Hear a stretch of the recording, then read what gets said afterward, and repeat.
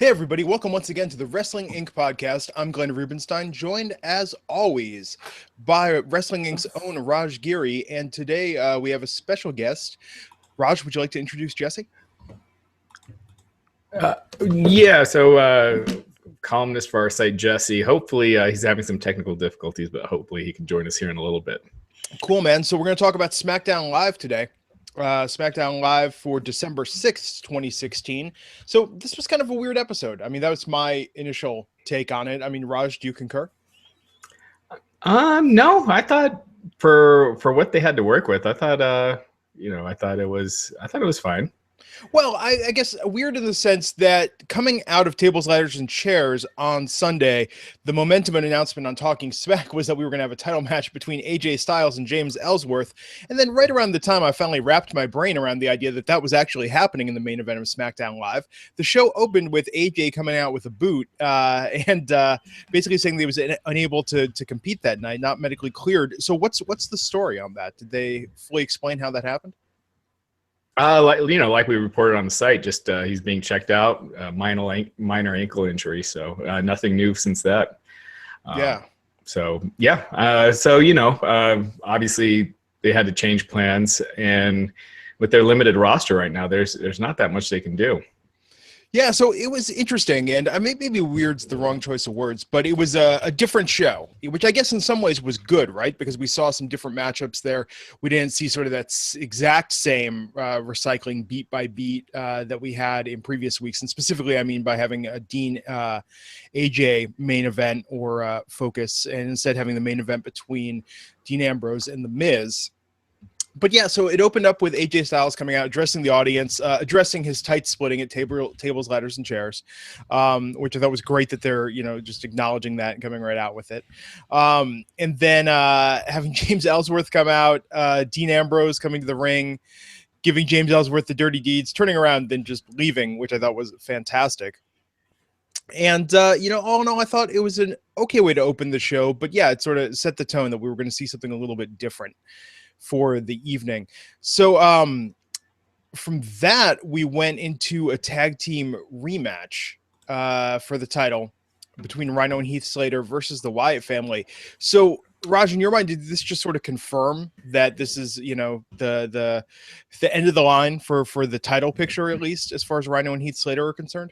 Yeah, and they pretty much you know how like these tag team breakups go now in WWE, but they kind of I wouldn't say they confirmed it, but definitely teased it hard on Talking Smack, where Rhyno and Rhyno walked out on Slater and they were arguing over who does all the work. So that's definitely, we had talked about this the other night. There's not much else you can really do with them, so that definitely makes the most sense. What did you think as a team? I mean, there's not much you can do with them as a team. What did you think of the intro? I think maybe an editor spent all of 5 minutes putting together that Randy Wyatt intro that we saw last night.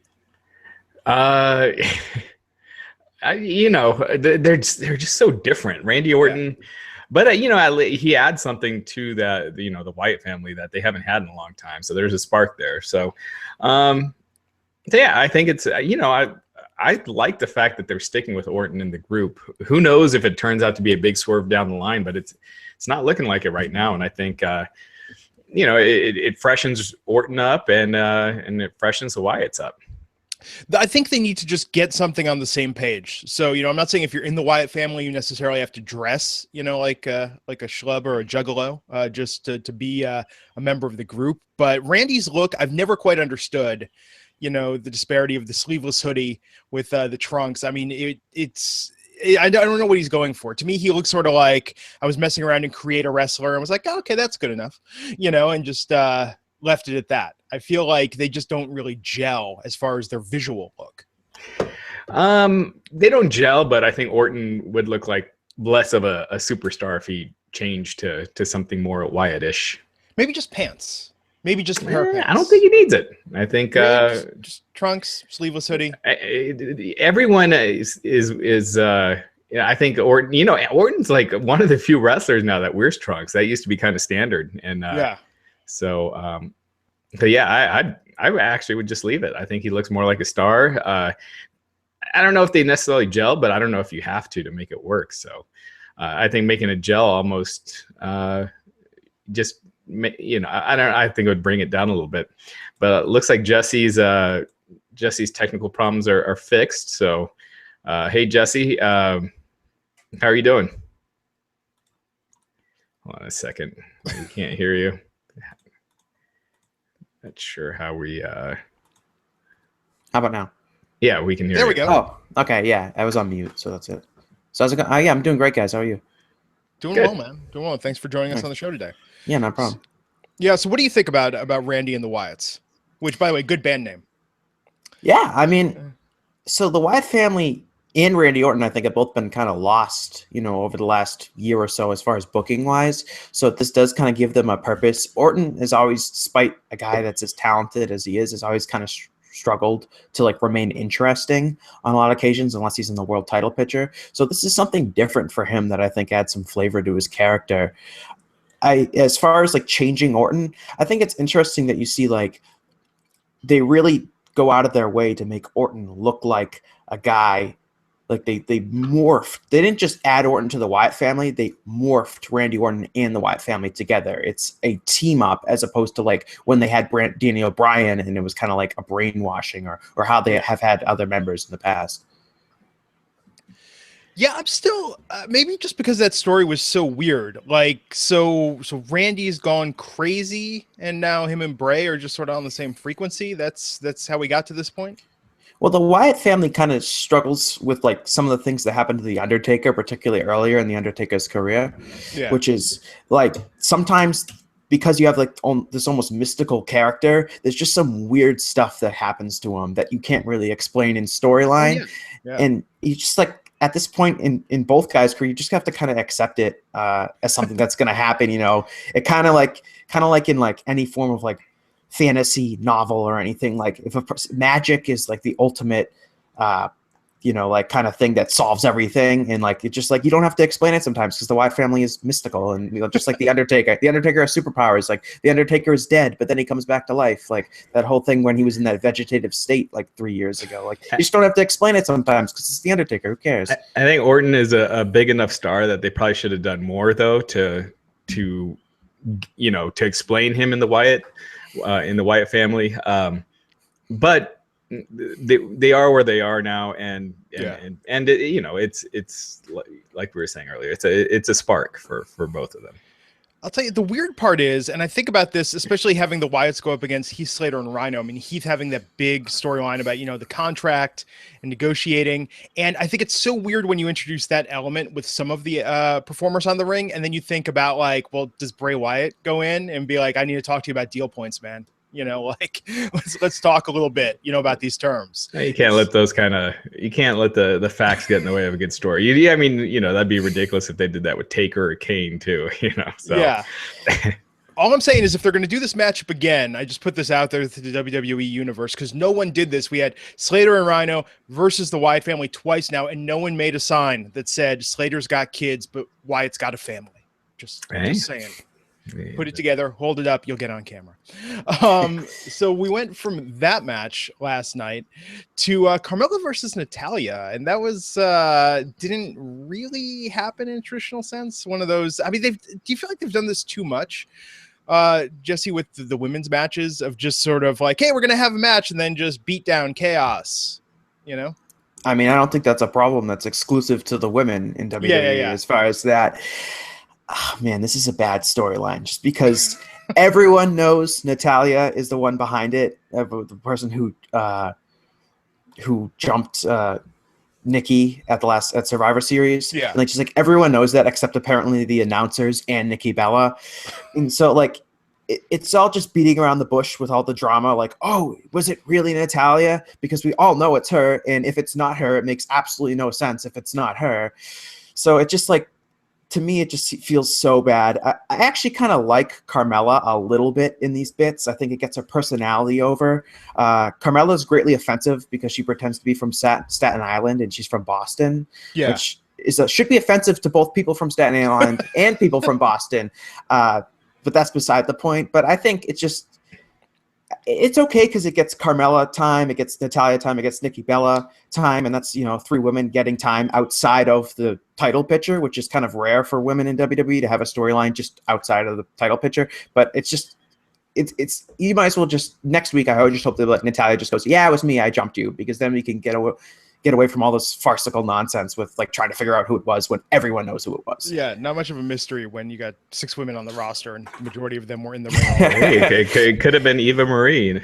Oh, that's true. That would actually be kind of a refreshing twist. Yeah, I mean, as far as I think it's good that at least they followed up on the storyline, and it's not, it's like Jesse was saying, it's not really a great storyline or anything, but it's something that and that they don't normally do. And the one issue I had is, Carmella revealing how she knew about it, and why not say it on the show where you have millions of people watching as opposed to on Talking Smack, where they have hundreds of thousands at most. So, because I mean, I'm sure that's one of the things people are wondering. It's like, well, how would Carmella know this? It'll be in the recap at the opening of the next show. That seems to be what they're favoring doing now, is having Talking Smack advance the plot and then just putting in those nuggets at the beginning of the next show to show you what you missed. I was impressed last night. Sort of, tell me what you think of this, what it means. So Carmella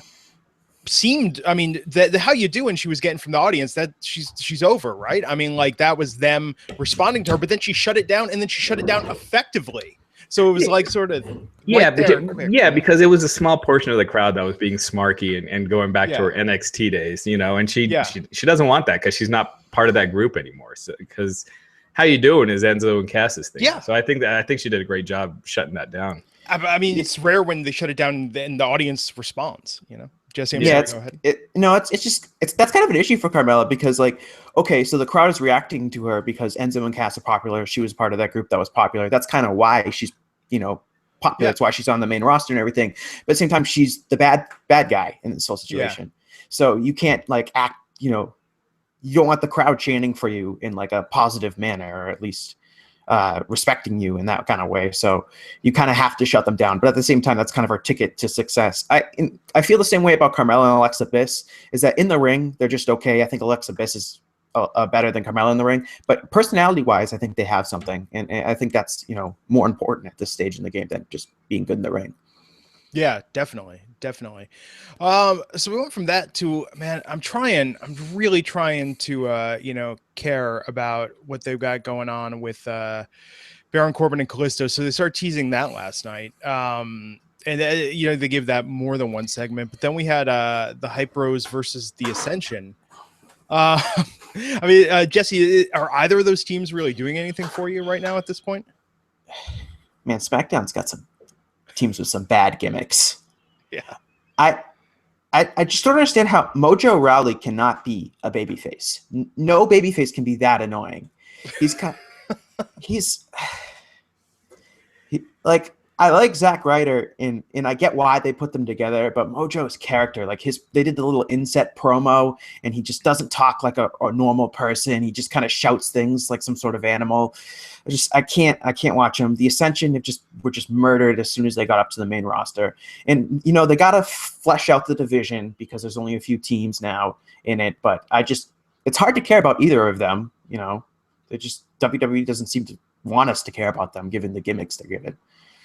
I think the Ascension, I almost feel like they need to be repackaged and not a tag team anymore, or if they are, have new partners, because they've been so badly damaged at this point.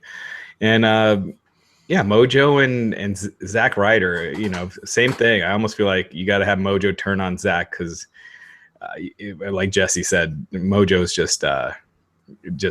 he's hard to get behind. Yeah, Mojo reminds me of like in WCW when they would bring in like football players, like they brought in Kevin Green and like some other people to do like a match. Like that's what he looks like when he's in the ring. He looks like a guy that's like a good athlete but's having his first match ever. And it's hard to take that guy seriously like as a frequent competitor if he's not just doing shoulder tackles the entire time. He's like Rob, he's good friends with Rob Gronkowski and his personality is a lot like his. Now it's taking that personality and figuring out how will it connect with the audience. Is it something that they will hate? And if so, maximize that. And I think he could do something as a heel. So. Well, people don't like the Patriots. The Patriots are essentially heels of the NFL. So, just build on that. Yeah.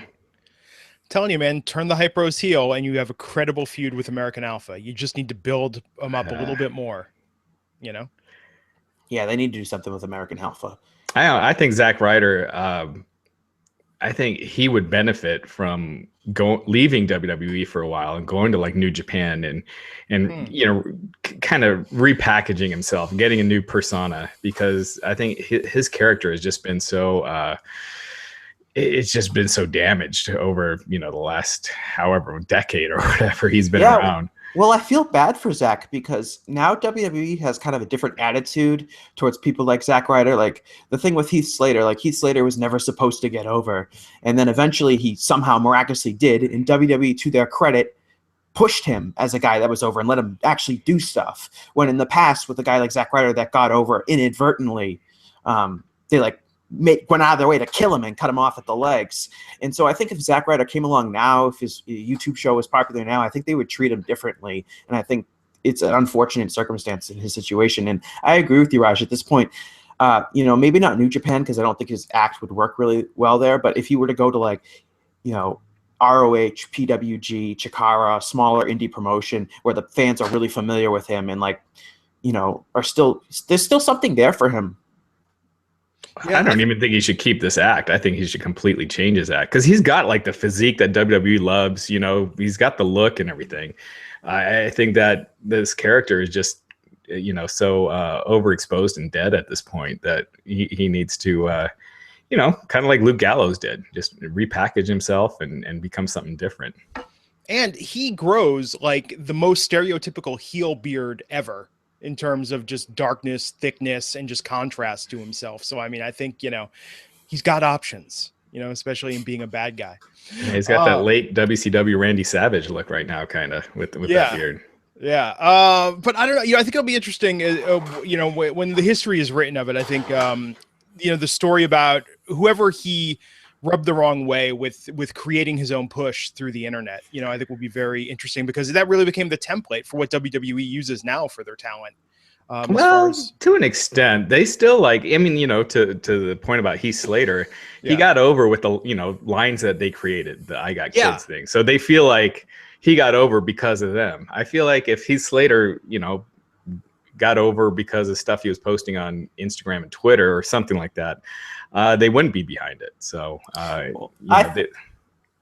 just think it's more of a case of someone getting over without them having big plans to get over. It's not like, Roman Reigns or Kevin Owens or Seth Rollins or Dean Ambrose getting over because they pushed those guys. These are guys that inadvertently kind of got over. And James Ellsworth is another perfect example of a guy that got over pretty much ironically, but to their credit, they're milking it for all it's worth. A lot of people are mad that there's too much Ellsworth on this program. There is, but there's also a short life to these. Oh, exactly. And just look at Damian Sandow. They'll get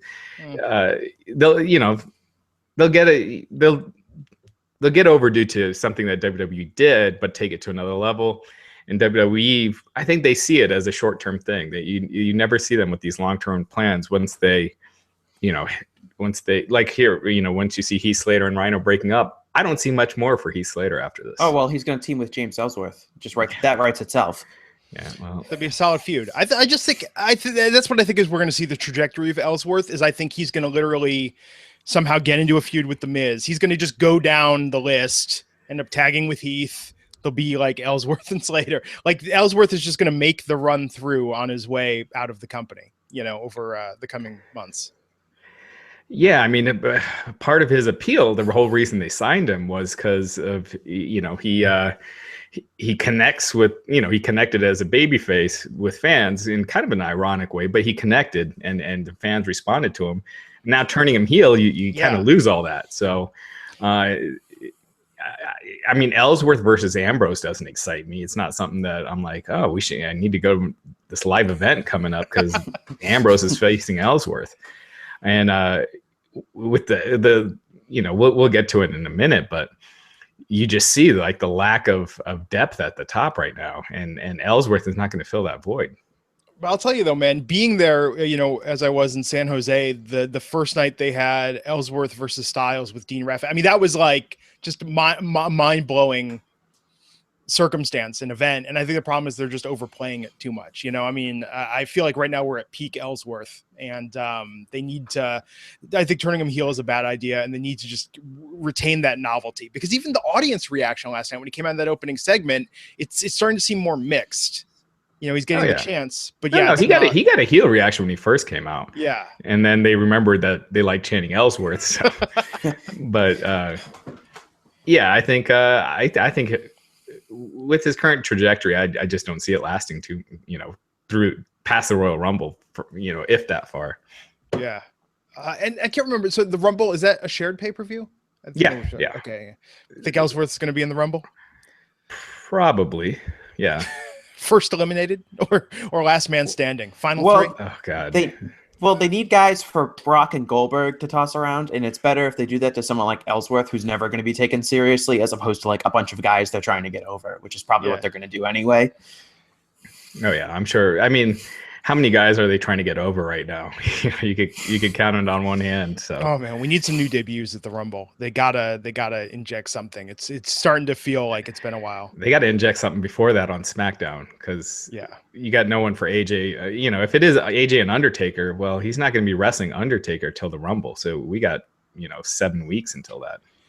I actually think, we're talking about Ryder. I actually think Ryder could have another good solo run in him. I mean, he did have the IC title this year, granted for about 24 hours, but I think Ryder, they could easily, with maybe like 3 weeks of work, get him back in the solo scene as a credible, maybe at least for the IC belt. I mean, something.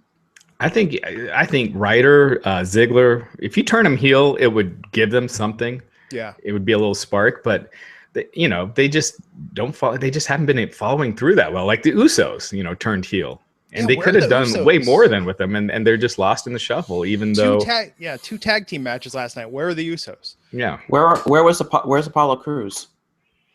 He was in that 10-man match at the start of TLC and the pre-show. Yeah, but he's like a lot of guys from NXT that they bring up just to bring up because they don't have any plans, and then.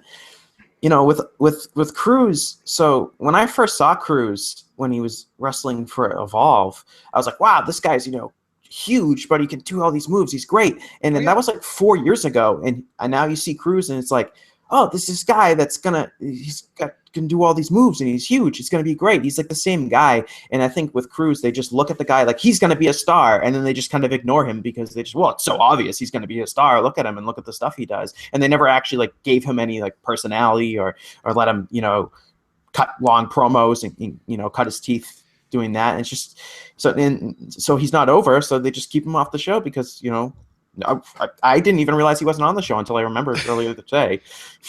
Because his personality is his winning smile, and that's about it. He's got an amazing smile, and that's his personality. If you turn that into a disingenuous smile, you could probably do something with him. Make him. Here's another. He's. Someone's mentioning in the comments section about where's Jack Swagger. You could.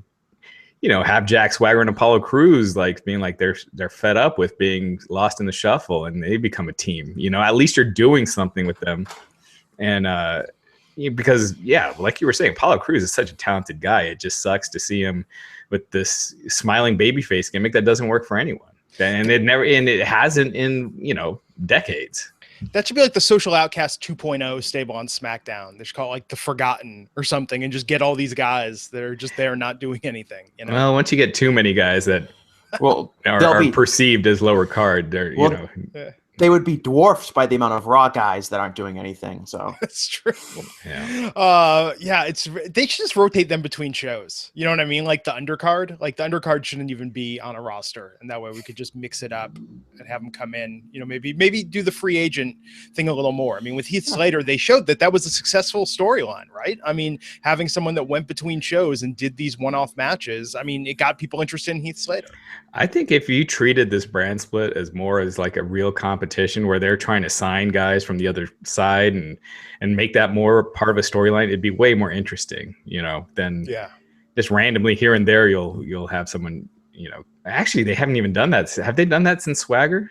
I don't think they have. No, and what's up? Did you see that picture online? Swagger was like rocking like a onesie, and it like under his singlet on a house show. I think it was last week or the week before.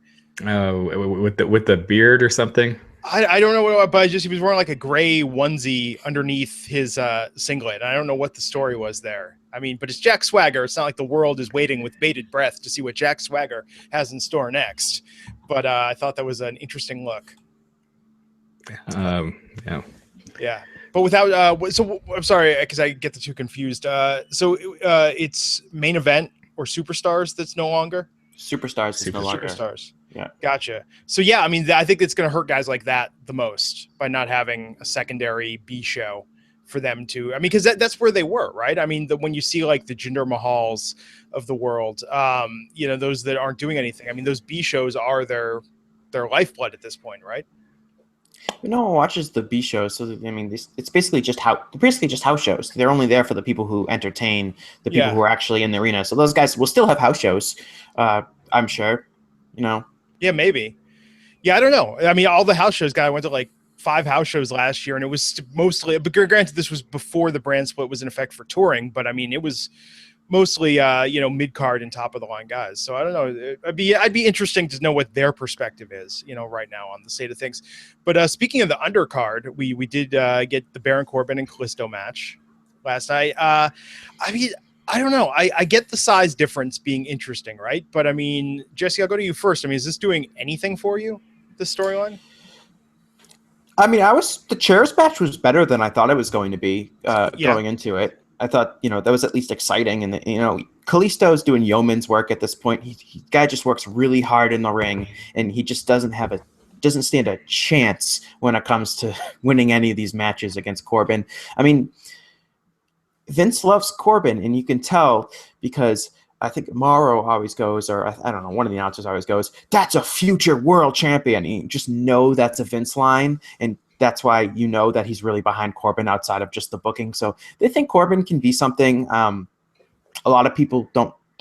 I don't think his ceiling is really that high. I don't think he just isn't that interesting to watch wrestle. And when you're a limited guy in the ring and you're going to be the big bully and you're not going to be selling a lot, your matches are generally going to be bad because your offense doesn't really look that good, and you're on offense 90% of the time.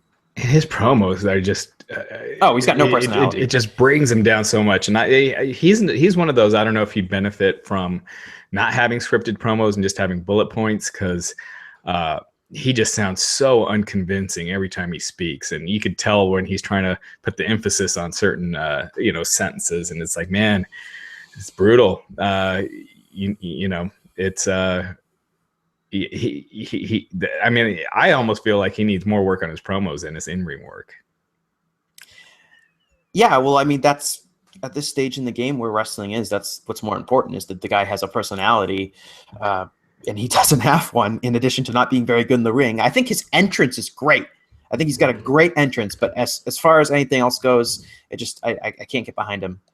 You know, he was likable on Breaking Ground. I mean, I thought that they did something there to sort of establish him, and I just don't know why I mean, his in-ring persona seems like that's largely who he is in real life, but I think he's got a little more of a smirk, a little more of a sense of humor, I think, about it in real life. And I think that it would benefit them to just inject a little more of that into it, you know? And I thought that when he won the armbar at WrestleMania, the fact giving him like a sincere win like that and having him show a little more humanity and personality and victory, I thought would be a turning point to flesh out Baron Corbin more, but it's just sort of back to the same thing.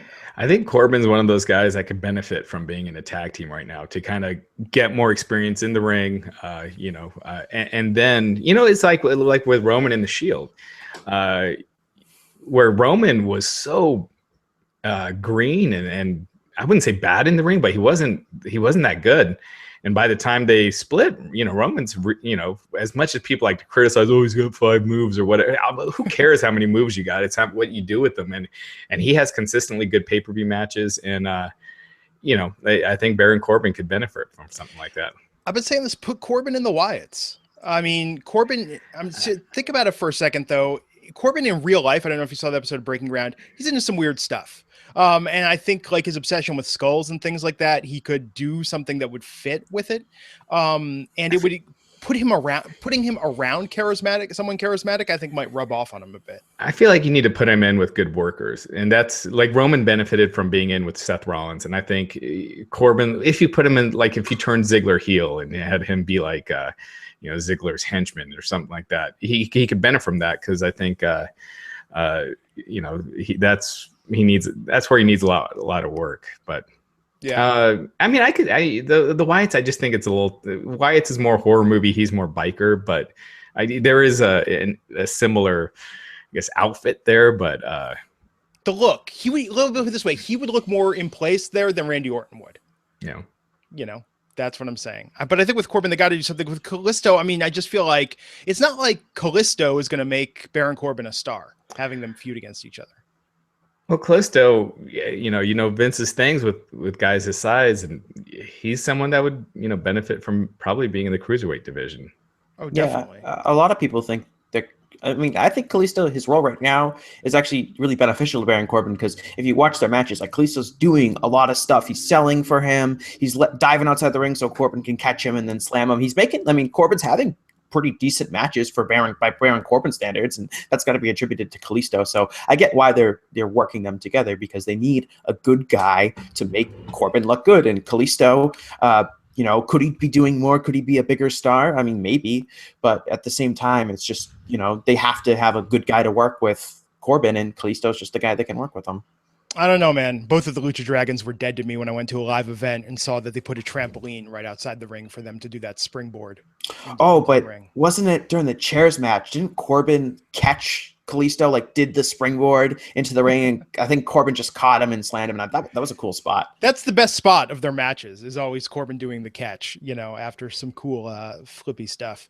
So we're going to get back and talk about the women's confrontation last night between Becky and Alexa Bliss, and the main event between Dean Ambrose and The Miz. But first, I want to take a minute and thank our sponsor, DDPY, DDP Yoga. You know it. You'll love it. You've heard us talk about it here before, and DDPY has changed countless lives. Many of the past and current roster have benefited immensely from it. We're talking about Jake Roberts. You saw the documentary. DDPY saved his life. Scott Hall, Chris Jericho, Mick Foley, Goldust, Dustin Runnels. Looks fantastic. And if you've been thinking about taking control of your own health and fitness, you want to get into shape and improve yourself, DDPY is having their biggest sale ever right now, their Ho Ho Ho holiday sale, which is already underway. So for a limited time, you can get the DDPY DVDs for 25% off, and that includes 3 months of full access to the DDP Yoga Now app, or you can just get the DDP Yoga Now app for 25% off if you're a digital-only kind of person. You can also buy a Max Pack or Combo Pack at 25% off, and you get 50% off the second one. So buy one for yourself and buy one to give as a gift. I'm telling you, the holidays are coming up. Sure, it's a bit of a weird gift to give somebody, like, hey, here's some yoga DVDs. You need to turn your life around. You let yourself go a little bit. You're looking good, but you could be better.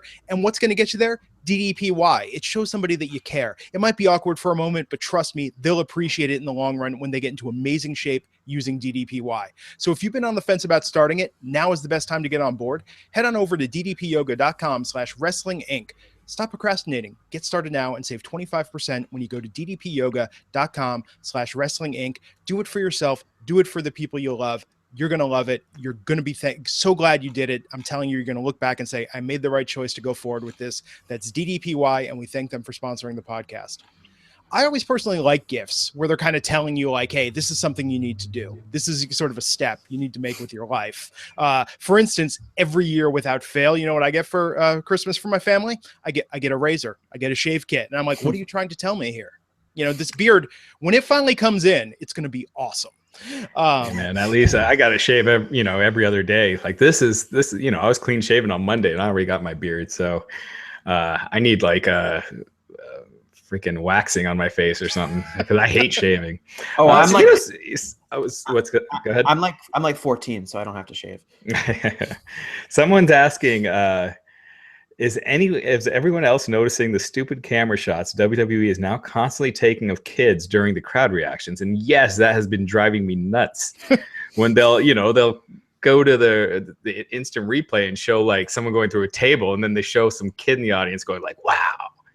I think it's just so weird. It's like if you're watching a football game and there's a big hit, or they show a replay of a play, and then they cut to someone in the crowd being like, wow, that was a great play. It's psychological, though. They're using it to sell. I mean, it's psychological, right? It's like we've seen all these big moments with fan reactions that people call out now. I mean, I don't know. I don't know if you do it, Jesse. Like Raj, I don't think you're really into Reddit, but like if you follow along on like Squared Circle, the wrestling subreddit, and you go to the like live viewing threads, like people will just like they enjoy that. They enjoy seeing crazy fan reactions. Not during a replay though. It's one thing, you cut to a fan reaction after a move or something, but when you're showing the replay, if it's a good one, if it's a good reaction, God, no way, that's insane. Like, could you imagine if after the streak ended, when they show, the guy that everyone knows, the guy who's in shock, and then they're showing the replays of what happened, and they show the replay of that guy again. It would just take all the drama out of it. Think it's the weirdest thing. That guy kind of like went viral. Like you see that meme like all over the place now outside of wrestling circles. So I think that might be like kind of a directive from Kevin Dunn, who does the editing for all that stuff, is like get fans. And I get why it's annoying, but I get why they do it, because like if someone goes through a table and you want to show people like being excited about it, and so you show it right away, not during the replay. It's like during a UFC fight. In the knockout, you could cut to the reactions and everything, but then to show that in the replays, no one does that. Yeah, hey man, WWE does a lot of things that no one else does. Yeah, that's just weird. I'm just glad, speaking of replays, I'm glad during TLC the other night, they at least re-showed AJ's, what was it, a 450 splash outside the ring through the table. At least they ran that like 3 or 4 times. That spot was so awesome. Yeah. That's what I love that AJ's kind of owning his tight splitting too. Like yeah. He's been joking about it on Twitter, mentioned it during his promo on SmackDown last night, which I thought was great. And that's one thing we forgot to mention was AJ's promo at the beginning. I thought that was really good, and Dean just coming in and taking out Ellsworth, I thought was perfect. So I like the way they handled the opening segment with Styles not being able to wrestle. And then with Becky and Alexa, what did you think, Jesse? I thought it was okay. Like Alexa's personality is there. I think the more I watch Becky Lynch on SmackDown, kind of away from, Charlotte and Sasha Banks, I think she's just, really entertaining. Definitely someone that they can build the division behind. But it comes to a point where you do have to build the division, and Alexa Bliss is as good as a candidate as anyone to build up. So they're putting her in as the champion. I thought the problem with it is that Lynch really lost at TLC, like totally clean. She went right through the table. Bliss didn't really cheat. There was no shortcuts. It wasn't like really a kind of a fluke finish. And so that kind of makes like Becky Lynch is like, she's just mad at herself, which isn't really good for a babyface. It's just like, I'm just really disappointed I didn't get it done. And I think that's kind of tough for her, but I think they could have a good match outside of the tables. I thought the tables match was kind of lame just because all they did was tease table spots for 15 minutes, and that can only last for so long. But the segment was quick, and I thought it did an okay job. I just think Lynch is kind of handicapped because of the way she lost the match. I think if you're going to lose it, that's probably and not really lose. A tables match is probably the best way to do it, because you're not pinned, you're not submitted. I mean, it's like a total. It is kind of a fluke way to win. Yeah, it's like when Sheamus beats Cena. Yeah, exactly. It's the match that lends itself to being a fluke victory, and that's what I said in my column and predicting was that I would have bet everything on Becky if it was a normal match, but the tables match gives you kind of an out to pin or to lose a big baby face without pinning them. Yeah, and I think it's good that they're keeping it going, because they don't have much else for Becky. So if you had Becky beat Alexa, I don't see how you could have kept it going, because she's, Alexa had been beaten enough times at that point. So it keeps it going, but I don't think people see this anywhere near what they see like Sasha and Charlotte, on Raw. It doesn't have that, that kind of heat or that kind of intensity. Mm-hmm. Yeah, it is sort of like a softer version of that. I just think they need to give Becky I think they need to give both of them a little better material, I think, to work with. With Alexa, I just think because of her stature, right? I mean, she's short, and I think it's tough to imagine her as like the dominating force of the entire women's division. I just don't think, I want to say she lacks stature both in presence and size. I think she just needs a little work, because, Sasha is so much smaller than Charlotte. but they make it work. And I think it's just, you know, it just doesn't come across as a serious feud with the material they're given. You know, like just trying, you know, dropping the B word here and there doesn't, they're forcing the intensity when it's not really there. So yeah, that's their go-to. Like if they like the writers are lazy. So like they're like, oh, we need to like really spice it up. Like, I know, we're gonna call her bitch, and then be like, yeah, that's it. That'll be like the huge spot. They do it in like every single women's feud involves that, or in a guy's feud, if someone's feuding with Triple H, you just call him Stephanie's bitch, and that's like the end of the world. So that's like the biggest line you can do in WWE. Yeah, they love cheap, easy heat, right? Yeah. Although, you know, looking at SmackDown right now and seeing what's going on with Raw, I actually think put Dana Brooke over on SmackDown for a while. Like that's one that I would say I think Dana would actually fit in pretty well with the SmackDown women's roster, and that would give her room, because I think her act, having been around Charlotte, I think Dana Brooke has established presence. She needs some ring work, but I think SmackDown would be more her speed right now. Yeah, I agree. I think if you put Dana in there with someone with like Natalya, someone she could learn from and you know, kind of grow. But I have a feeling she's going to get some heat she was retweeting a lot of stuff. Yeah, about all these tweets about her not being on Raw. Dana like retweeted probably about 24 of them. Yeah, and stuff about how like Raw was bad because she wasn't on, and the ratings dropping, which they did drop from last week, but last week was the highest rated show, you know, since football started, and this week's rating was still better. You know, I think it was number 4 for the season, so it still wasn't bad. But yeah, you know, it's one thing to retweet like you're unhappy or what, and not that you're unhappy, but that you should be on a show. Yeah. It's another when you're saying the show is bad and the ratings are falling, and I know that's something they don't look too fondly on. So, I mean, Naomi too. Naomi was going nuts last night. That's crazy. I mean, it's just very transparent when they do that, because you know they're sitting backstage or they're at the hotel and they're just like pissed off, you know, and saying basically by retweeting, saying to creative, like, see, everybody agrees with me, I should be on, you know?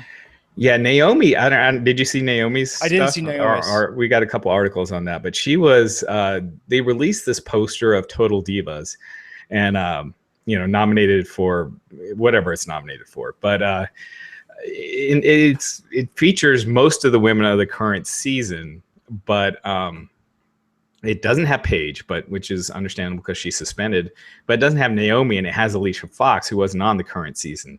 And I think Naomi took it as a snub because she was retweeting all this stuff, you know, that she was snubbed. And I think a lot of fans thought it was a snub, but what it seems like is whoever created that poster, and I don't think it was someone from WWE, I think it was from E, confused Naomi for Alicia Fox. Now, I mean, you could call that racist. I don't like to lump everything in as racism, because there's serious kinds of racism, and there's stuff like this which I don't consider to be the same thing. They didn't confuse Naomi with Paige, obviously, so there was something that has to do with race, but it wasn't. I don't think it was meant to be malicious. It was a mistake, but I think that's what happened. It wasn't to snub Naomi. Well, Alicia Fox has a very different look. I mean, if you tell me someone confused Naomi with Cameron, sure, we've all done it. They had very similar looks. I've never did that. Really? Naomi and Cameron were always the one, and I was just like, Funkadactyls. Okay, you know, trying to do the math in my head. But Naomi and Alicia Fox, like, they don't look similar. Well, the thing with these women that you have to keep in mind is that the career of the WWE women's wrestler is really short. It's only like the average, you know, career as far as being on the main roster for a lot of people is like under 4 years, and a lot of way to get out of WWE and continue to make money is to, you know, kind of be this reality show kind of celebrity. And so Naomi, I can totally understand you want them to promote you because this is, you know, a chance for you to make a lot more money than what you're making right now, and perhaps turn into a reality star and have it outside of WWE and you know, So you want to take care of yourself, and it's much more of a desperate, I don't want to use the word desperate, but it's much more of a more prudent situation with the women as far as like, okay, I might only have 5 years here, and Naomi's, already been here for about 4 years, I think. So you want to be able to promote yourself as a star. You can't just wait around for 10 years and hope that. So I can totally understand her being upset that the Total Divas isn't promoting her the way it would promote, Nikki Bella or Natalia or Paige or one of the other stars of the show. So we should talk about Dean Ambrose versus The Miz for the IC title, but we did not touch upon it. It only needs a brief touch. But Chad Gable versus Tyler Breeze. I mean, look, I understand the fashion police thing they're doing with Breezango at this point, but I mean, again, this isn't making American Alpha look good by the guys that they're pairing them with. I mean, because Breezango seems like that's if not over, they're at like Golden Truth status now in SmackDown relevance. Yeah. But the problem with SmackDown is you got so many teams that have that status, the Golden Truth status. The Ascension are there too, the Vaudevillains. They have more tag teams that are at that status than our upper tier. Yeah, but where were the Usos, man? I'm telling you, like the Usos at least are credible. They've got something to offer. They have nothing for them right now. Yeah, well, so with a lot of these NXT guys, they're the most over when they come up from NXT and they're fresh and they're exciting. And you can go two ways with them.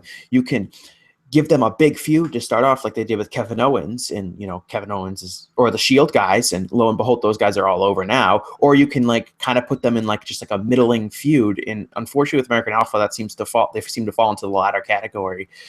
So when you're looking at something like that, it's tough to see them.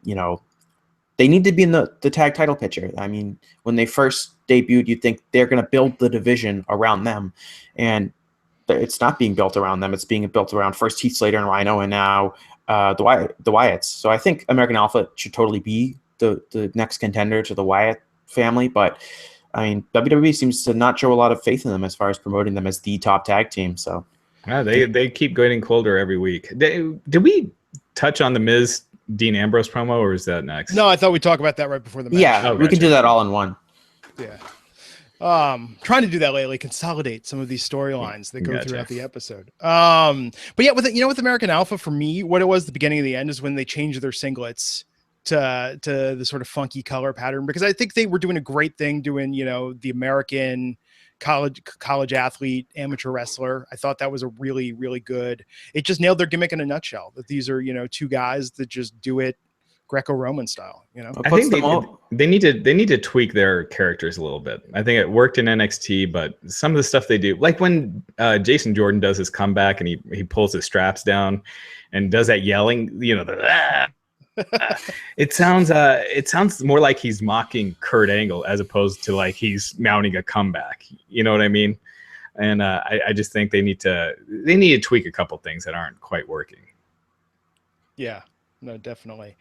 So let's talk about the Miz and Dean Ambrose. I mean, so do you think first off, I guess to start with Jesse, to you first. I mean, do you think this is a one-off, or do you think they're gonna have a little side storyline? Well, I really hope it's the next feud for Dean Ambrose, because we don't need to see a whole like Ambrose Ellsworth feud. That should be like a one match and done kind of thing. And I think Ambrose and the Miz are a good pairing. I think the Miz really is. He's the best traditional heel the company has, as far as just getting like that kind of old school heat is almost impossible to get today, because the fans, if a heel is doing a really good job, the fans usually just cheer for them because they appreciate a job well done. But as far as for a guy like the Miz, who still gets that kind of heat, and just his character is so good. I thought the Miz TV segment where he gives out Ambrose the participation award and the fans chanted "You deserve it." That was just terrific. And in the ring, I think he's underappreciated. I think you're seeing the Miz has had some really good matches. They're with Dolph Ziggler, who's a good worker, but I think between him and then Ambrose, who you want to get over as a babyface, the Miz is kind of one of those guys that you get over, used to get a babyface over. And so I think they should I think that should be a long-term kind of feud. They had the dirty finish tonight, so you could see that turning into something. But if you're going into the Royal Rumble and Miz and Ambrose is for the Intercontinental title, and you got Styles Styles and Undertaker for the world title. I mean, that's a good 1-2 for SmackDown, considering their death issues that Raj talked about.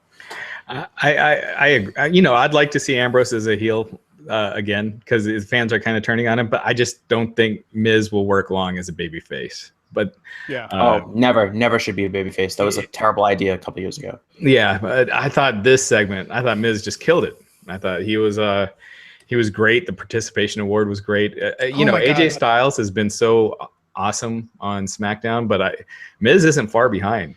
I'm going to say this, and I might get some crap for this, but I think when you look back on the Miz's career, I think post 2000, or the 10 years he's been in it, I think people in the history of wrestling will talk about him in the same way they talk about Piper in the 80s when they look back on it.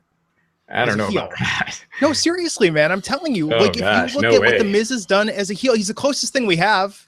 Who's closer? Well, to that's because traditional heel heat is such an anomaly these days. Yeah, that the fact that someone is emulating it reminds you of Roddy Piper. But I mean, I haven't seen anyone else. Piper was bringing in like new fans and celebrities and all that stuff. I'd put him more akin to like a Rick Rude at most. It's impossible. It's impossible to evaluate how we're going to look at nostalgia though 20 years from now.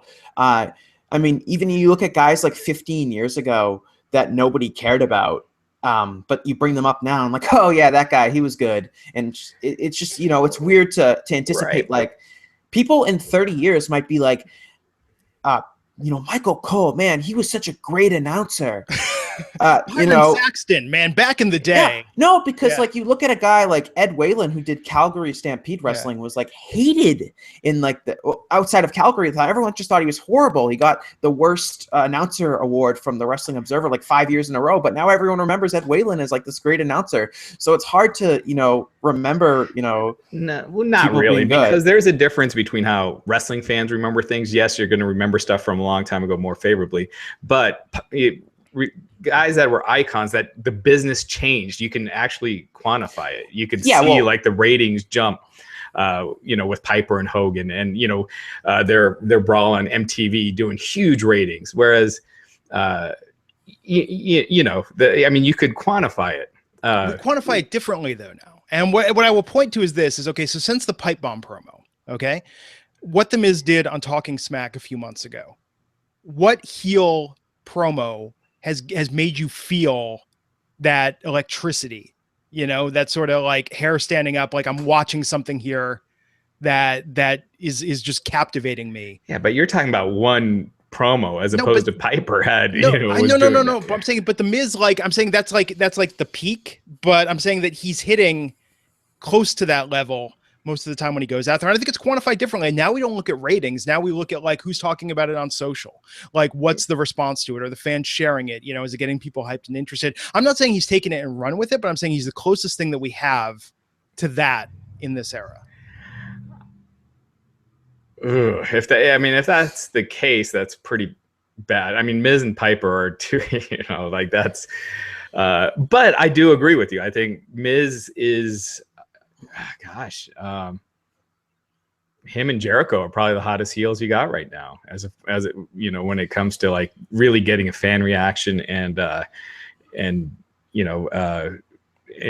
being hot, and Jericho, to an extent Kevin Owens, but Jericho and Owens are a little more with the wink, like with Jericho especially.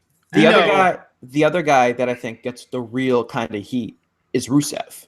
I think Rusev is the heel that like you want to see get beaten, as opposed to the heel, like you said, Jericho and Owens they have a lot of fans, that root for them. There's not a ton of people that are like bringing Rusev signs or, buying Rusev shirts, or same with the Miz. And it's just that kind of heat that it's rare and it's effective because it's rare. And you got other guys that are like the cool heel that, Yeah. And you know what I love about the Miz? He doesn't have to go out there and just diss your town and do all the cheap heat stupid stuff. Miz is so much. Come on, Miz. So much of the stuff he does is cheap heat. But I'll say this: his career. His career is, I think, the best it's been since he's. I think that's undisputable, and I think it definitely did take a turnaround with that Daniel Bryan promo. I think he's gotten a lot more credibility since then. Yeah, well, you got things, but he's still not a main event heel. we got things where he's touching on stuff like real life, with Daniel Bryan. If the fans obviously love Daniel Bryan, so if you're going to insult Daniel Bryan for, being too scared to come back, that's easy heat. Well, a lot of people that is what it is. There have been people on Talking Smack that have insulted Daniel Bryan. Miz nailed that promo out of the park, the way he did it.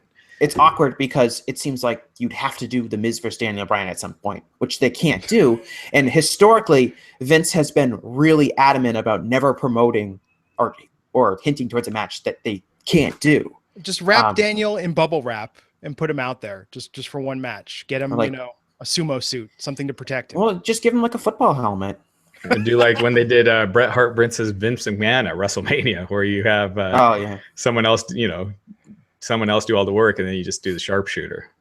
Yeah, I don't know. I'm telling you, man. I'm not saying I'm saying this is where it's going, and I think the Miz, when you look back, will be the best heel of this era.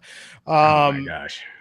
I'm telling you, who else? I mean, when I see AJ, I think AJ is great in the ring, but as a heel, it's awkward, man. Yeah, we'll have to move on, but he's not a main event heel. Like, people still don't buy him as a main eventer, and if he was the best heel, that's how people would buy him. There's a difference between the Miz and like The Rock, or someone like, or Miz and Triple H. There's one that people see as a pay-per-view draw that makes them want to buy their matches, and there's one that's entertaining. And yeah. And the definition of a heel has changed. So Miz best fits the old-fashioned, The Rock isn't a heel. Definition of a heel. He was. Yeah, he was though. When he was a heel. I'm not talking about now. Obviously, he's not a heel. But that's, I think, once the fans get too into it, and I think that's where the Miz has done it in the right way, where it's not like, oh well, he's a jerk, but we still really, he's not an anti-hero. He's a true heel. I mean, with all these other guys, they're not really heels. They're more anti-heroes. They're more, sort of a badass who is like Matt Morgan said with The Rock, it's like The Rock could be sort of mean, but it's like Fonzie still. It's like clever. It's like you still like the guy. You think it's cool, with the Miz, it's genuine, I guess is my point. Okay, but let's talk about the match itself. I mean, what did you think of just the match and how they did it and having Ellsworth come out and get involved? I mean, I don't know. I mean, did that do anything for you? It felt to me like this did not have that same level of polish as we've seen with Ambrose versus Styles, where clearly they've been able to work out their beats more and develop the match more, or the Miz versus Ziggler. This to me didn't quite have that, like, okay, we worked on this for a long time sort of feel to it. I feel like that's how most Miz matches are. I feel like he found his chemistry with Ziggler, but there haven't been many other people where you're like, wow, that was a really good Miz match. But I thought this match was fine. I think this feud would be something interesting. I'd much rather go in this direction than Ellsworth and Ambrose. But I think I thought the match was fine, and it did keep you guessing, because on one hand you could say it makes, if AJ is going to be out for, let's say, a few weeks, it would almost make sense to have Dean Ambrose win the Intercontinental title, since he had been losing so much. And then you put that on top at live events with the Miz, since you really got nothing else. And I guess they could still do that with Ambrose chasing Miz, but at least it would give, you'd have a title change, and you can Miz win it back once Styles is able to come back. I think the Miz should be the longest reigning Intercontinental champion of all time. That's how I would book it. That's how so I think the Intercontinental title, which has been lost for a long time, has really had a nice rebirth on SmackDown with the Miz. Like, the matches with Ziggler were really good. You felt like the title was important, and tonight you felt like the title was important with the Miz and Ambrose. And I agree with Raj. It should be the feud. They should do it on house shows, especially if Styles is out. That's pretty much the only feud you got that can do house shows right now. And the longest reign is in reach. It's 400 and something days. It's still the Honky Tonk Man. And if the Honky Tonk Man can hold the title for 450 days, the Miz sure as hell can. So, long time. We'll have to see. Just WWE is not good with keeping it going that long, but we'll see. I mean, the New Day is one thing, because that's a title that no one cares about anyway. But like you said, when you have a title that you care about, and you got weekly TV, the go-to is to do a title change here and there, like they did with Ziggler, even if the goal is to ultimately put it back. They've also really had the benefit of being on SmackDown where there's not a lot of competition. So you got the Miz and Ziggler having like these 20, 25-minute matches, and they feel like these really big kind of like, the matches have been great, and they feel like the matches are a big deal, and they feel like it's a big deal. So the title, gets a boost. And I always think it's interesting when they do like the history of the Intercontinental title, and they show like, they always show Pat Patterson and Randy Savage and Bret Hart and all those people, and they never show anyone from like the past like 15 years because the title hasn't meant anything in the past 15 years. But, it's time to, maybe one day they can show the Miz holding it for 450 days, and people will remember it. Maybe they don't like the Miz, but they'll remember his title reign because, like Glenn said, he is, a really good heel. The best we got going, I think, right now. And to the point, to sort of qualify my earlier statement, Raj, I don't think anyone, whether it's, the Hogan of this era, the Piper of this era, they'll never be on the level that it was in the 80s. Because wrestling's not as popular. Back. Yeah. We've had this debate before. It feels like it's more popular than ever, but I think that's because No. Let me finish my statement with that, okay? No, it feels like more pervasive, like the fandom of it, because of social media, because of things like ESPN, that if you're into wrestling, you feel more surrounded by it. So it feels like it's more, I don't want to say mainstream. It's not flash in the 80s. I feel like it was flash in the pan for a while. Like it was sort of like the first WrestleMania was really big and you saw news coverage of it. But by the time, by the late 80s, it's like wrestling, it was sort of out of favor. And now I think it's at a more pervasive level that is going to stay. I don't think it's necessarily reflected by just the ratings of the shows each week because so many people watch it in different ways. Oh man, there's, I mean, we could go off for a half. Let's look at this. You're talking about it fading out after WrestleMania 1. Hulk Hogan versus Andre the Giant on Main Event did 33 million viewers. Right. Now this week's Raw was under 3 million. So you're talking more than 10 times the number of people watch that one show. And you could say cord cutting, but you're not even in close to the same ballpark if you were to add everything up. There's like 50 million more people in the country than there was in 1987. So, or 1988. Exactly. So even with cord cutting, the market's bigger. I get what Glenn is saying as far as being surrounded by it, because for some weird, there is a reason for it, but like places like ESPN and Sports Illustrated now taking pro wrestling like it's a serious sport, which hasn't been done since at least the 70s. SNL this weekend. Yeah, it makes it feel like it's more legit.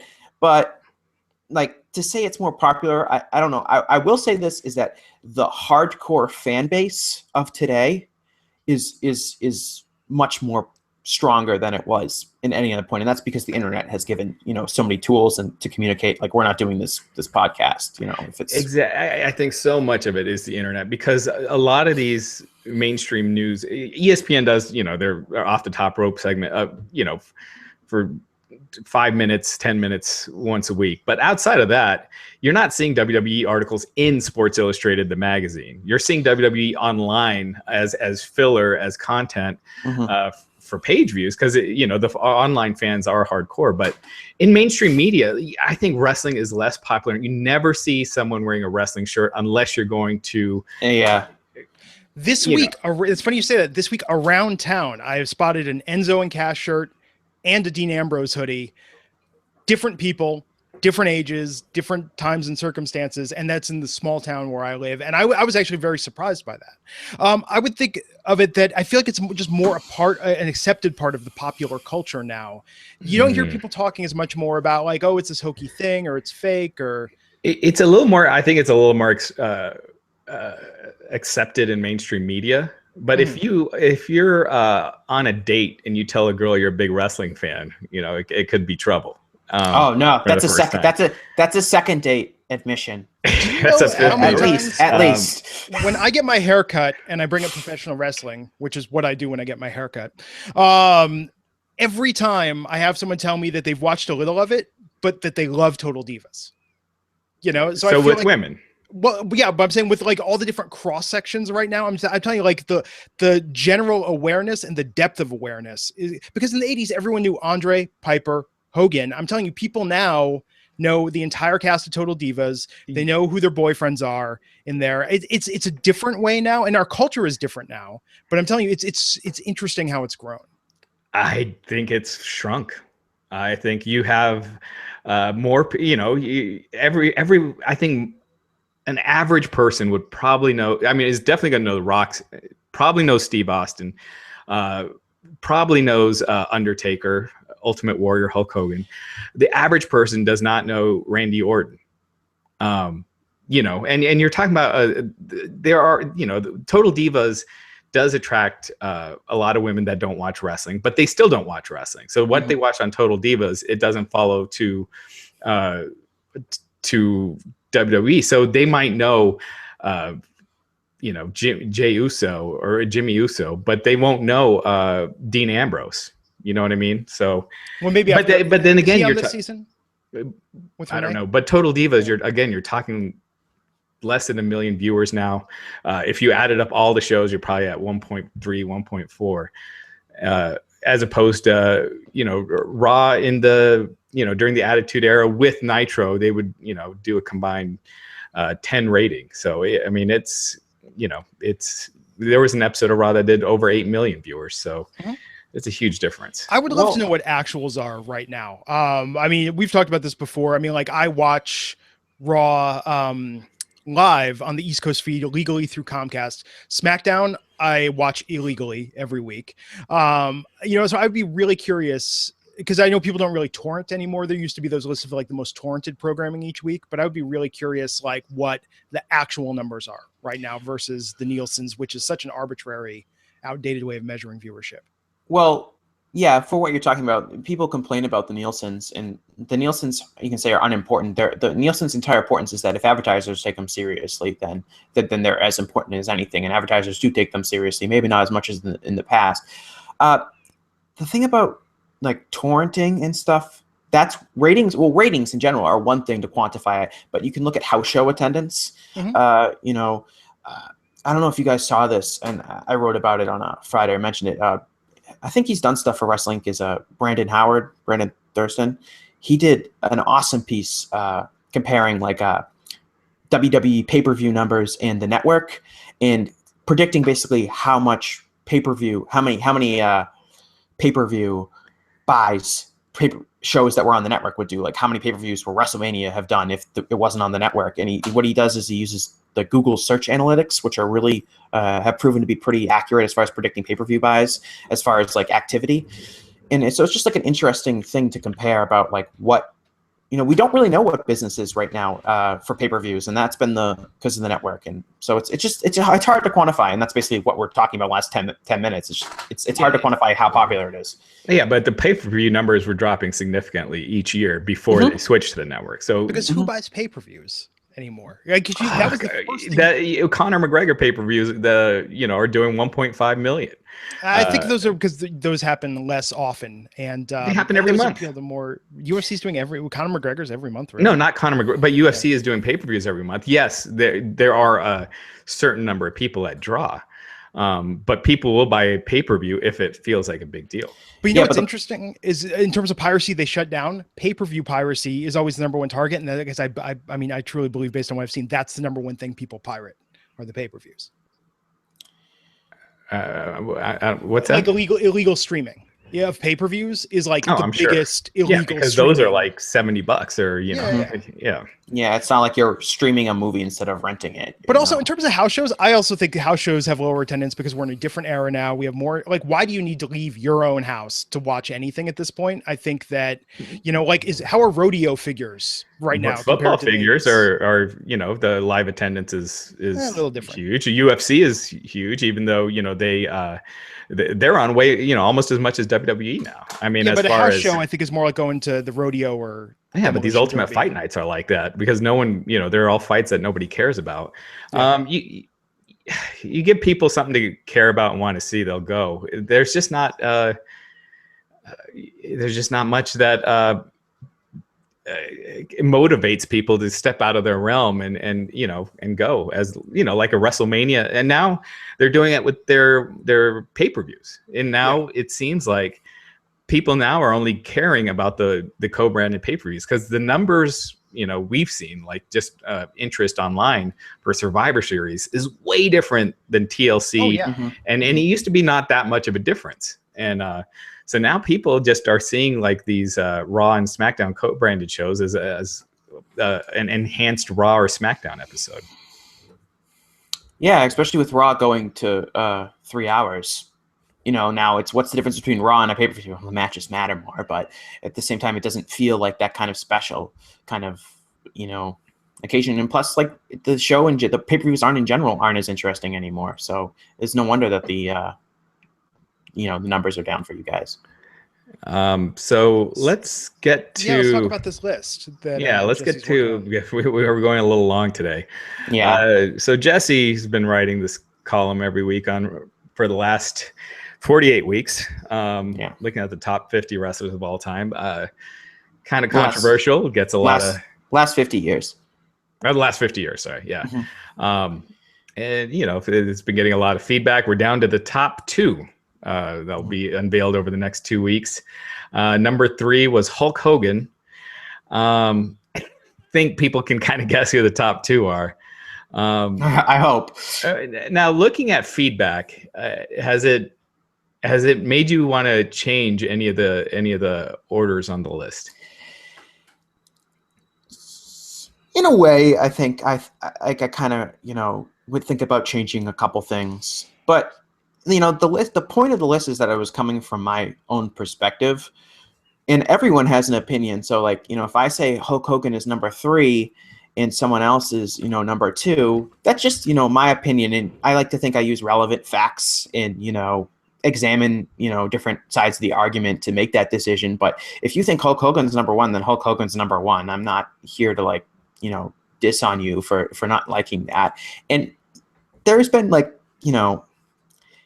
it's a challenge. I've kind of gone outside of the traditional realm, because I could have done top 25 American wrestlers in the last 25 years, and that would have been probably a much more accepted list, just because the names are more well known. But I also felt like there was kind of a void in the list kind of universe. The 3 big lists that I think that I looked at were the WWE DVD list, which was, if you think my list is bad, you should see the WWE DVD list. I don't know if you're familiar with it, but it's pretty bad. And then there's some other lists out there that either don't include a lot of the older wrestlers, and a lot of lists that don't include Japanese or Mexican wrestlers. And I feel like they're relevant, at least to the discussion. Maybe not among American fans, but just in general. I do gotta ask. I agree with a lot of the list, but I cannot see how Steve Austin is above Hulk Hogan. Yeah, I mean, the difference between number 1 and number 3, or number 2 and number 3 is, arbitrary at this point. And so why? So let me ask you, why do you think Hogan would be ahead of Austin? Because Hogan was a draw from 83 till I mean, you could argue his match with Shawn Michaels, because that did a big pay-per-view number. So what was that, 2001, 2002? Oh, his match with Michaels was in 2005. 2005. So you're talking 85. So that's 20 years right there, where he was a huge draw. Now, Austin still would be if he came out of retirement, but Austin was a big pay-per-view draw and a house show draw for 5, maybe. He started, his big run was 98 to 2001, really. Yeah. So let's say Hogan became a main event draw in 1983, which is generally, that's when he kind of began to peak with the AWA. It's when he began to work, with New Japan, when he really became kind of like a bigger draw. And then I'd say his true peak as a babyface lasted until 1990. And then he was a draw for 91 from 91 to 95, with both WWF and WCW, but he wasn't like a mega draw anymore. He was like a Bret Hart level draw, which is big, but it's not, in the top 5 biggest draws of all time. And then his time in WCW, he was a draw from a real Austin level draw from mid 1996 to mid 1998. By the end of 1998, nobody could draw for WCW, and it was beginning to fall apart. And then he wrestled sporadically, from then on. So, and another thing, so so Hogan you're right, Raj. Hogan had a longer shelf life than Austin. But another thing, and this is why numbers are so hard to just compare, and that's what I think is that Austin had a more difficult time being a draw than Hogan did, because Hogan's shelf life lasted longer in the WWF. He was a big draw for 7 years. But Hogan also did that when they mostly only ran 4 pay-per-views a year and there was no Monday Night Raw. So Austin ends up being a bigger draw over those 5 years than Hogan was over those 7 years, because Austin was a draw for Monday Night Raw for 52 nights a year, plus doing 12 pay-per-views a year, plus all the house shows and stuff like that. And that I think that gives him a little bit of an edge over just by pure drawing metrics. But and again, it's controversial. If you want to put Hogan as this long-standing draw, then that's fine. I mean, if you want to say Hogan was a bigger draw than Austin, there's relevant information to back you up. I think, Raj, to the point earlier, though, that also touches on something interesting. And the reason WrestleMania 3 was so big is because you didn't have Monday Night Raw. You didn't have SmackDown. You could see wrestling on TV, 6 times a year on NBC when they preempted SNL. And I think Hogan, the reason why I would think Hogan deserves to be number one is that I think, you could argue that we wouldn't be here right now and the majority of our audience wouldn't be here right now if he transformed wrestling with his star power. And if you look at the void of things right now, that's really what the company's lacking, is someone that is that. I mean, Cena's probably the closest to that. He's the last, I think. Yeah. Yeah. But we don't have, Hogan was the megastar. I mean, in fact, I would say, going back to what we're talking about Piper was a great foil, but Hogan, that as a baby face, everybody knew who Hulk Hogan was. Throughout.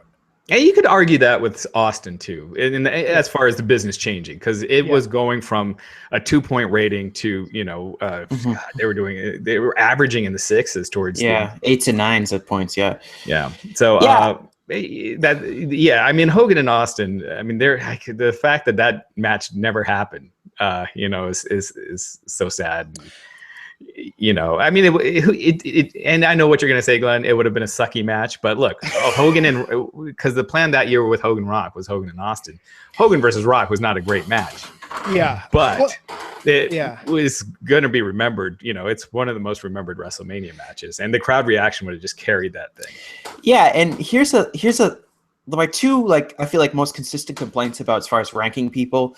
And that's the first is, so-and-so was a bigger draw than the other guy, which is so hard because drawing is, while we have numbers like, oh, he did so-and-so pay-per-views, but how do you compare people outside of, people that were in the exact same time period? Like we talked about, the Hogan numbers as composed to Austin numbers, and, Austin was doing it with way more exposure. Or how do you compare, Austin to Bruno Sammartino, where Sammartino was a big draw, and that was based off attendance numbers, and that was pretty much it, because that's all you had was attendance. TV wasn't really that big of a deal in the New York market, and plus there was no such thing as pay-per-view, obviously.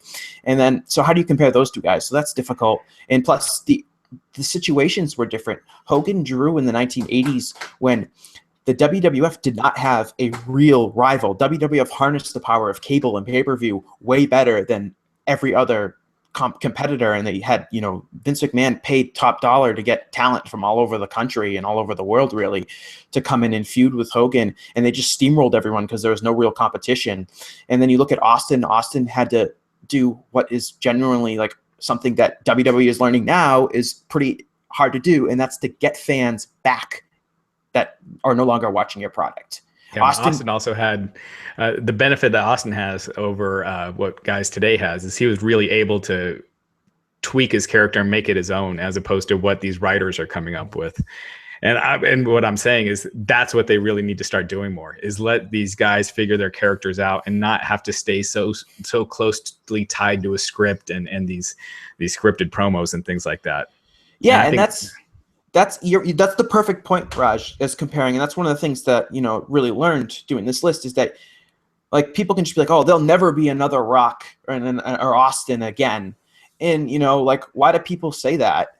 Because Austin and Rock were super, super talented, once in a generation talent, but they were once in a generation talent. That means in the next generation, there should be someone that's just as talented as them. But is that person going to have the same kind of freedom to exploit that talent the way the Rock or Austin or, other people did? I'm really surprised you have The Rock at 13 on the list and not higher up because I think it transform in terms of transformative in this business and transcendent. I mean, right? That's the biggest name post Hulk Hogan. It is, but I think his run on top was short. Is the only thing. Like during the time of Austin. I definitely think Rock should have been top 10. I think like 13 and 10 again. Not really that big of a difference. The thing about it sounds a lot different. I know. The thing about comparing the Austin and the Rock. So the arguments I made for Austin as over Hogan could be the same thing applied to the Rock because the Rock was in the exact same time period as Austin. The Rock was a really big draw, but I think what gives Austin a leap over the Rock and something that kind of lets Austin get past the fact that his peak was kind of short, and that's that the Rock really got over and became a super draw when the WWF was already kind of hot at the time. He rode the coattails, but took it to another level. Yeah. But by mid 1998, I think it's the SummerSlam 1998, he was still in the the mid card, feuding over the Intercontinental title. It was a big match, but he was still in the mid card by until the fall of 1998, and by that point the WWF had already turned the corner and started beating WCW in the ratings, and that was because Austin did all that. And you can say, if you look back at late 1997 to 1998 when the WWF made its big comeback, Austin was really you can say later in the Attitude Era there were a lot of big stars, but WCW had taken Hall and Nash. They ended up taking Bret Hart. Shawn Michaels was out of the picture by the spring of 1998. It was really just the Austin, the Undertaker, and the Vince McMahon character, and then Mick Foley. That was really it for really established talent. So the fact that he did that with not a lot of help at the beginning really helped it. And so basically, The Rock, huge statistical number. Everyone loves The Rock. 13 I think is a reasonable spot to put him. If you wanted to put him in the top 10, definitely. And a lot of there's a lot of people who think Shawn Michaels. So there's a lot of different factors. It's not just wrestling ability; it's drawing. It's getting people to turning the business around is huge. And I think The Rock. That was a controversial one, but his wrestling career on top was short. But he is the biggest star to come out of wrestling of all time. Yeah, as far as exploiting that mainstream. As far as if you were the most popular wrestler of all time based in the United States would be The Rock, because he's become more of a pop cultural icon than anything Hogan could have dreamed of, or even Austin. But one of the things about the list criteria is that there's a lot of great, so I use the word greatest, and there's a lot of different ways to be great. We can all agree that Dusty Rhodes was a great wrestler, and we can all agree that a guy like let's use Kurt Angle. Kurt Angle, or Eddie Guerrero was a great wrestler, or we could all agree that Steve Austin was a great wrestler, and they're all very different people.